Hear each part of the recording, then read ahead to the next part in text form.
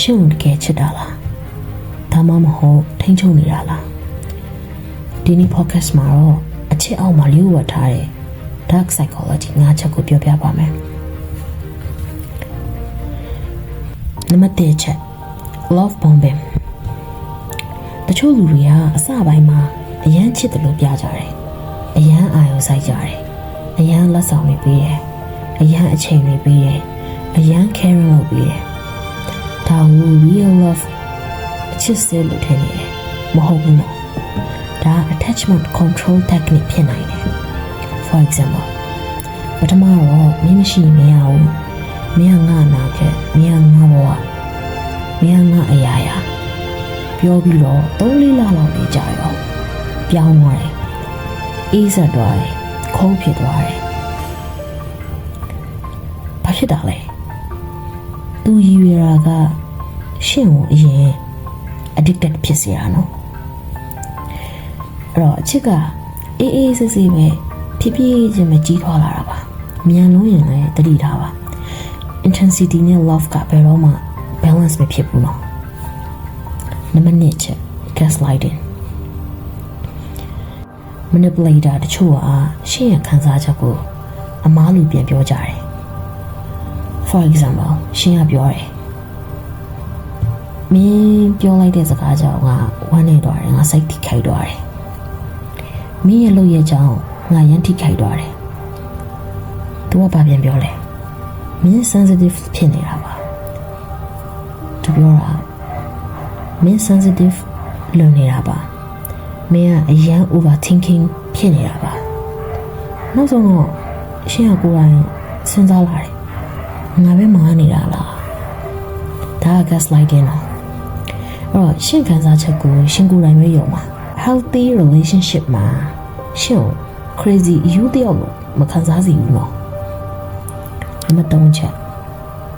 intermittent reinforcement psychology မှာ random reward ကအပြင်းထန်ဆုံး addiction ဖြစ်စေတယ် for example တနေ့တော့အရင်ချစ်ပြတယ်နောက်တနေ့တော့ ignore လုပ်တယ်ပြီးတော့ပြန်ပြီးတော့ sweet ဖြစ်ပြီးတော့ပြန်လာချစ်ပြတယ်ပြန် ignore လုပ်သွားတယ်ပြန်ပြီးတော့ caring ပြန်လာလုပ်တယ်ပြန် ignore လုပ်တာတယ်အဲ့တော့ရှင်းစိတ်က confuse ဖြစ်တယ်ဒါပေမဲ့ပို့ပြီးတော့တွဲခတ်သွားတယ်ဘာကြောင့်လဲ brain အုံနောက်က next sweet moment နောက်ထပ်ဘာပြန်လာမလဲဆိုရဲအရာကိုမျောလင့်နေတာဒီနေ့ချစ်ပြမယ်မနေ့ပြန်မနေ့ပြန်ဘလို့ပြန်လာမလဲမသိဘူးအဲ့လိုမျိုးပေါ့ဒါက casino psychology နဲ့တူတယ်နော် consistency မရှိတဲ့အချက်ကလေအချစ်မဟုတ်ဘူးနော် emotional gambling လုပ်နေတာနဲ့အတူတူပဲနံပါတ်4ချက် jealousy manipulation တချို့လူတွေကရှင့်ကိုမနာလိုစေဖို့အတွက်လေတခြားလူတွေနဲ့နီးစပ်တယ်လို့ပြတတ်တယ်ဒါက power game နော် for example ငါ့ကိုလိုက်နေတဲ့သူတွေအများကြီးရှိတယ်ငါ့ကိုကြိုက်နေတဲ့သူတွေအများကြီးပဲငါ့ကိုကတ်တွင်နေတဲ့သူတွေအများကြီးပဲငါ့ကိုဤစားစကားပြောနေတဲ့သူတွေအများကြီးပဲငါ့ကို message ပို့နေတဲ့သူတွေအများကြီးပဲအဲ့လိုပြောပြီးတော့လေရှင့်ကိုလေ insecure ဖြစ်အောင်လုပ်လာတာရှင့်စိတ်ပူလာတယ်ပို့ပြီးတော့ clingy ဖြစ်လာတယ်ပို့ပြီးတော့ကြိုးစားလာတယ်သူနိုင်ရပါရင်နော်သူအနိုင်ရသွားပြီတကယ်ချစ်တဲ့သူကလေရှင့်ကိုနားလို့မလို့ဘူးနော် secure ဖြစ်စေတယ်ရှင့်ကိုလုံခြုံမှုပြေဝပြီးတယ်စိတ်လုံခြုံမှုပြေဝဖြစ်စေတယ်နံပါတ်5ချက် future faking manipulator တချို့က commitment မရှိဘဲနဲ့ future plan တွေပြောတတ်တယ် for example နောက်နေ့မှာလက်ထပ်မယ်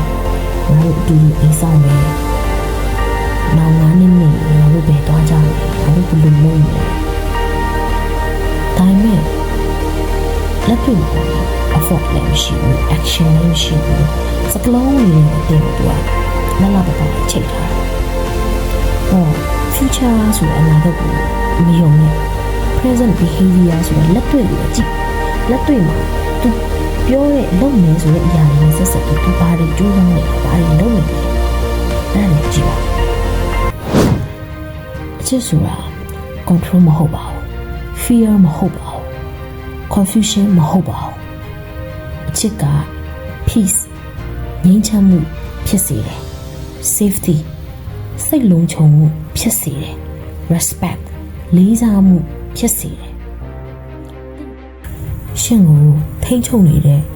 relationship ထဲမှာရှိနေရဲဆိုရင်ထွက်လာဖို့ရှင်ကိုယ်တိုင်ခွင့်ယူပေးပါဘာကြောင့်လဲဆိုတော့အချစ်စစ်ကရှင့်ကိုဘယ်တော့မှဘေးကျပ်နံချက်ဖြစ်အောင်မဖြစ်စေဘူးဒီ podcast ကတော့ပါပဲအဲ့တော့နောက်ထပ်ကောဘာတွေသိချင်တယ်လဲဆိုတာကို comment မှာမှန်ခဲ့ပါဒီဗီဒီယိုလေးကိုသဘောကျတယ်ဆိုရင် like and follow လေးလုပ်ခဲ့ပေးပါဦး Okay နောက်ထပ်ဗီဒီယိုမှာပြန်တွေ့ပါမယ် bye bye